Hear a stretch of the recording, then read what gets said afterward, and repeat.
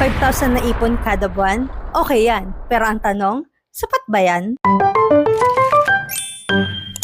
Well, i-compute natin. Yung 5,000 mo, i-multiply natin sa 12 months equals 60,000 kada taon.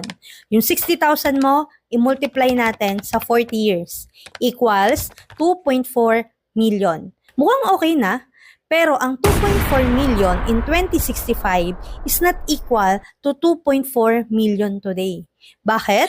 Una, kada taon tumataas ang presyo ng bilihin. Pangalawa, lumalaki ang gastos sa buhay. At higit sa lahat, lalo na kung may pamilya ka, may gusto kang marating. Ipon lang? Parang hindi ata sapat yan. Kailangan mo ng income na lumalago. Pera na kumikita kahit hindi ka nagtatrabaho. Dito na papasok ang tamang investment.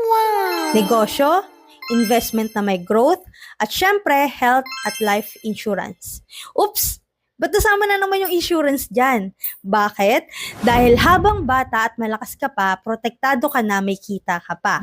So, gusto mong malaman kung paano palaguin yung pera mo habang secured ang future mo, click mo lang yung blue basket, lagay mo yung word na income at yung age mo, o kaya message mo lang ako.